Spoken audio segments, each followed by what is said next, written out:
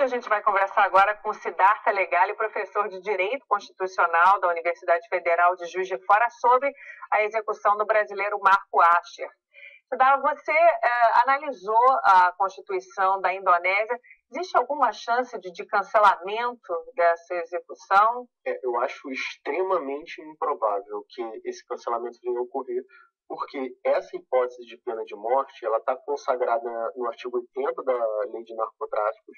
Esse artigo chegou a ser contestado perante a Corte Constitucional, alegando que a pena de morte viola o direito à vida, que é um direito humano fundamental previsto tanto na Constituição da Indonésia quanto em alguns tratados internacionais. A Corte Constitucional, na decisão número 2 de 2007, afirmou expressamente que não haveria essa violação. O artigo 28 da Constituição da Indonésia, a linha A, consagra efetivamente o direito à vida, mas o que a Corte entendeu foi que, pela linha J, esse direito estaria limitado,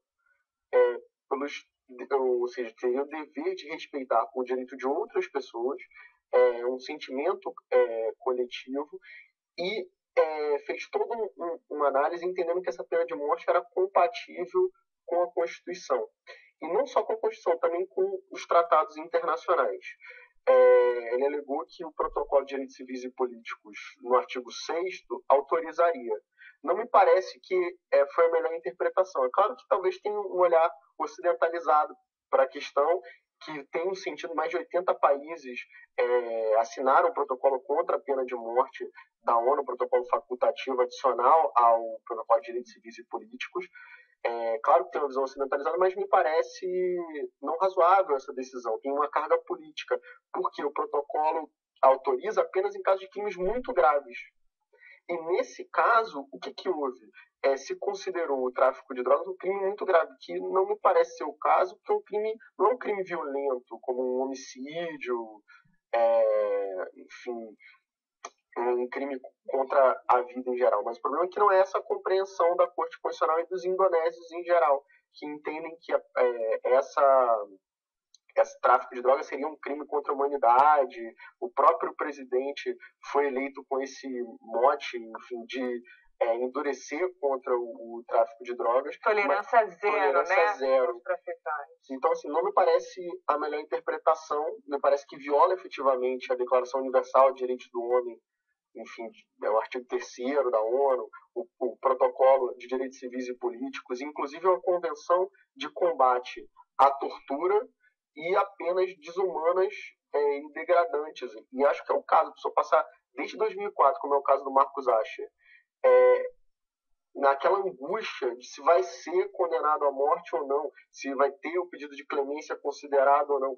Isso é realmente uma grave violação, quase que equiparada, enfim, à tortura, um tratamento desumano, precisa ser submetido a essa angústia durante mais de 10 anos. E esses tratados, a Declaração Universal, o Protocolo de Direitos Civis e Políticos e a Convenção de Combate à Tortura, a Indonésia é signatária deles.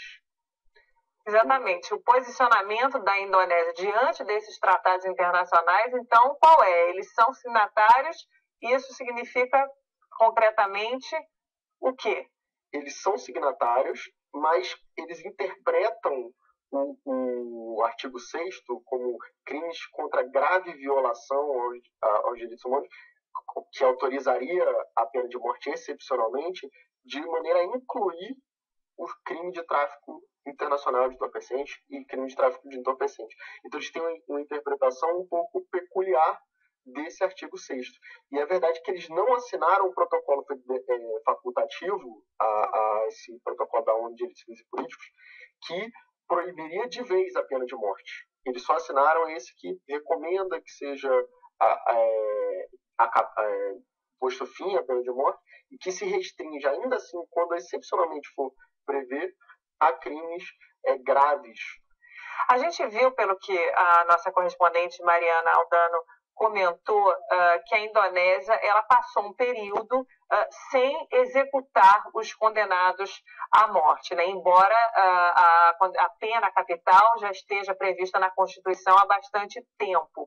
Isso, na verdade, é um ato político de um presidente que se elegeu justamente prometendo na sua campanha isso que a gente comentou, tolerância zero, e prometendo se negar a aceitar qualquer pedido de clemência por parte dos traficantes?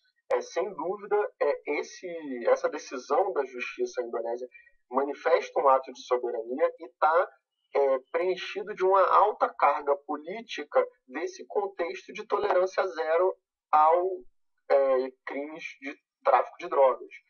Então, sem dúvida, essa decisão está politizada. E qualquer ato, como seria o caso do Rodrigo Janot, como foi dito há pouco, que pediu essas 8 semanas. Essas 8 semanas para um tempo de reflexão um pouco maior, eventualmente reconsiderar, talvez, um pedido de extradição no futuro, quem sabe, para cá, é um ato político. Então, se o governo vai entregar ou não, é uma decisão, em alguma medida, política, por mais que tenha uma carga de judicialização. E nesse contexto, eu acho extremamente improvável, porque não só o presidente é duro, mas a Corte Constitucional da Indonésia legitimou essa aplicação de pena de morte. Então quer dizer que para o outro condenado à morte brasileiro que está no corredor da morte ali, também as perspectivas não são das melhores, né? Não são. E por mais indignados que nós estejamos, não teríamos como, enfim, intervir na soberania, tá, que é a imunidade de jurisdição, enfim, da própria Indonésia. Muito obrigada, professor Siddhartha, pela sua participação, pelos esclarecimentos.